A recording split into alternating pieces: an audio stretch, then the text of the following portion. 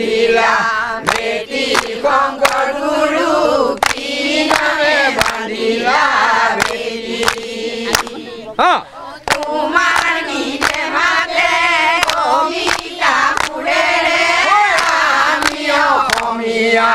জাতি শংকৰ গুৰু কি নামে বান্ধিলা খুৱাই নিব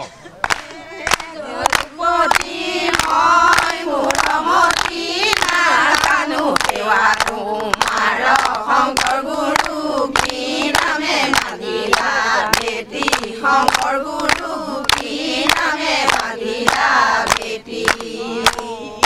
তোমাৰ গীতে মাতে কবিতা সুৰেৰে আমি অসমীয়া জাতি শংকৰ গুৰু কি নামে বান্ধিলা বেটি প্ৰভু ভগৱন্ত অনন্ত ঈশ্বৰ শংকৰ গুৰু কি নামে বান্ধিলা বেটি শংকৰ গুৰু কি নামে বান্ধিলা বেটি তোমাৰ গীতে মাতে কবিতা সুৰেৰে আমি অসমীয়া জাতি শংকৰ গুৰু কি নামে বান্ধিলা বেটি তুমি প্ৰিয়তম পৰম দেৱতা জানিয়া ললো শৰণ শংকৰ গুৰু কি নামে বান্ধিলা বেটি তোমাৰ গীতে মাতে কবিতা সুৰেৰে আমি অসমীয়া জাতি শংকৰ গুৰু কি নামে বান্ধিলা বেটি কি নামে বান্ধিলা বেটি শংকৰ গুৰু কি নামে বান্ধিলা বেটি তোমাৰ গীতে মাতে কবিতা সুৰেৰে আমি অসমীয়া জাতি শংকৰ গুৰু কি নামে বান্ধিলা খুৱাই নিব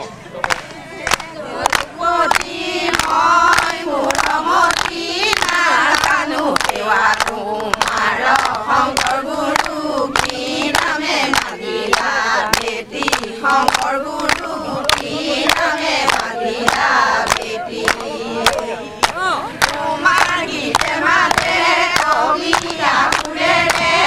আমি অসমীয়া জাতি শংকৰ গুৰু কি নামে বান্ধিলা বেটি ভগৱন্ত অনন্ত ঈশ্বৰ শংকৰ গুৰু কি নামে বান্ধিলা বেটি শংকৰ গুৰু কি নামে বান্ধিলা বেটি তোমাৰ গীতে মাতে কবিতা সুৰেৰে আমি অসমীয়া জাতি শংকৰ গুৰু কি নামে বান্ধিলা বেটি শ্ৰীমন্ত শংকৰদেৱ গুৰুজনে আচলতে আমাৰ যেনেকুৱা পুৰুষ আছিলে গতিকে তেখেতৰ আদৰ্শ তেখেতৰ কলা কৃষ্টিক আমি জীয়াই ৰাখিব লাগিব এই হৈছে আমাৰ অসমীয়া জাতিৰ পৰিচয় গতিকে আমাৰ শ্ৰীমন্ত শংকৰদেৱ সংঘ এনেকুৱা এটা অনুষ্ঠান উত্তৰ পূব ভাৰতৰ সৰ্ববৃহৎ ধৰ্মীয় আৰু সাংস্কৃতিক অনুষ্ঠান আৰু শ্ৰীমন্ত শংকৰদেৱ সংঘৰ আমি যিহেতু সংগীভাৱ হয় গতিকে আমাৰ কাষৰ তেজপুৰ জিলা শাখাৰ আতিথ্যত এইবাৰ 2024 চনৰ 6, 7, 8 ফেব্ৰুৱাৰী মাহত অনুষ্ঠিত হ'ব আৰু আমি কাষৰীয়া জিলা হিচাপে আমাৰো সেই অনুষ্ঠানটো সুচাৰুৰূপে পৰিচালনা কৰাত আমাৰ দায়িত্ব আৰু কৰ্তব্য আছে বুলি আমি অনুভৱ কৰোঁ সেয়েহে আমাৰ প্ৰাথমিকে নিজাববীয়াকৈ আমাৰ অধিৱেশনলৈ যিসকল আমাৰ ধৰ্মপ্ৰাণ ৰাইজ ভকত আই মাতৃ আহিব তেখেতসকলক আপ্যায়নৰ দিশত ব্যৱহাৰ কৰিবৰ কাৰণে আমি আলু খেতি কৰিছোঁ 2.5 বিঘা মাটিত আমি আলু খেতি কৰিছোঁ আৰু ভাবিছোঁ আমি 1.5 বিঘামান মাটিত আমি ৰঙালাও খেতি কৰিম গতিকে গুৰুজনাৰ কৃপাত আমি ভাবিছোঁ আমাৰ যি কাম আমি কৰিবলৈ গৈছোঁ ইয়াত ভাল ফল আমি পাম আৰু যিখিনি উৎপাদন হ'ব এই উৎপাদনৰ ফসলসমূহ আমি আনুষ্ঠানিকভাৱে আদৰণি সমিতিক প্ৰদান কৰাৰ উদ্দেশ্যেৰে আমি কাম হাতত বিশ্বনাথ জিলা শাখাৰ গড়েহাগি প্ৰাথমিকৰ বাপ বান্ধৱ আই মাতৃ সেৱক সেৱিকা সমস্তজনলৈ আমি তেজপুৰ জিলা শাখাৰ তৰফৰ পৰা আন্তৰিকতাৰে সেৱা নিবেদন কৰিছোঁ আমি কৈছোঁ আমি তেজপুৰ জিলা শাখাত বিভিন্ন ধৰণৰ কাৰ্যসূচী হাতত লৈছোঁ এই খেতি বাতিকে আদি কৰি বিভিন্ন ধৰণৰ তাৰোপৰি আমাৰ নিকটৱৰ্তী জিলা হিচাপে নিকটৱৰ্তী জিলাৰ এই বান্ধৱসকলে তেখেতসকলে আমাৰ প্ৰতি যিটো সহৃদয়তা দেখুৱালে ই সঁচাকৈয়ে অতি স্মৰণীয় হৈ ৰ'ব আমাৰ কাৰণে এতিয়া তেজপুৰ জিলা শাখাৰ আতিথ্যত আমি এই শ্ৰীমন্ত শংকৰদেৱ সংঘৰ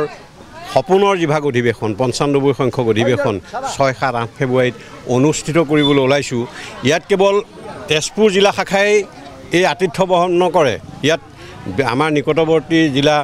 বিশ্বনাথ জিলা গহপুৰ জিলা কলিয়াবৰ জিলা ভেৰগাঁও জিলা ওদালগুৰি জিলা দৰং জিলা এই বিভিন্ন জিলাই আমাৰ লগত এনেধৰণৰ সহযোগিতা আগবঢ়োৱাৰ তেখেতসকলে প্ৰতিশ্ৰুতি দিছে আচলতে শংকৰ সংঘৰ এই অধিৱেশনখন প্ৰতিজন ভকতৰ বাবে প্ৰতিগৰাকী আইৰ বাবে সেৱক সেৱিকাৰ বাবে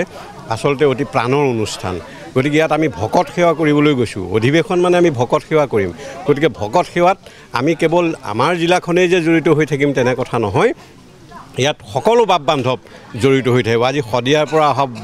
ভকতজনেও আমাৰ ইয়াত তেনেধৰণে বিভিন্ন ধৰণৰ কাৰ্যসূচীত অংশগ্ৰহণ কৰিব ঠিক তেনেকৈ ধুবুৰীৰ পৰা অহা বাপজনেও ইয়াত মানে নিসংকোচে বিনা দ্বিধাই তেনেধৰণে বিভিন্ন ধৰণৰ কাৰ্যসূচীত অংশগ্ৰহণ কৰে গতিকে শ্ৰীমন্ত শংকৰদেৱ সংঘৰ অধিৱেশন সেইকাৰণেই একক আৰু অনন্য ভাৰতবৰ্ষৰে ভিতৰত এখন সৰ্ববৃহৎ ধৰ্মীয় সাংস্কৃতিক এটা অনুষ্ঠান শ্ৰীমন্ত শংকৰদেৱ সংঘৰ আৰু সেই শংকৰদেৱ সংঘৰ এই অধিৱেশনখন সঁচাই সকলো ৰখি থাকে সেই দিনকেইটালৈ আহ্বান জনাইছোঁ হাতে হাত ধৰি ৯৫ সংখ্যক যি বাৰ্ষিক অধিৱেশন শ্ৰীমন্ত শংকৰদেৱ সংঘৰ ঢলাইবিল নাহৰবাৰী পথাৰৰ জ্যোতি বিষ্ণু সমন্বয় ক্ষেত্ৰত অনুষ্ঠিত হ'ব আমি সফল কৰি তোলোঁ আমাৰ গৰাহাগীৰ বাপ বান্ধৱ আৰু আই সমস্তই যি মহান উদ্দেশ্যৰে আলু খেতি কৰিছে বহুত উলহ মালহেৰে আহি মিলি জুলি আলু সম্পূৰ্ণ কৰা হ'ল ২ বিঘা মাটি নহয় জানো আৰু ভোজ ভাত খাব আমি বহুত আনন্দ ফূৰ্তি কৰি এই প্ৰাদেশিক ভাগৰ অৰিহণা অৰ্পণ কৰিছোঁ।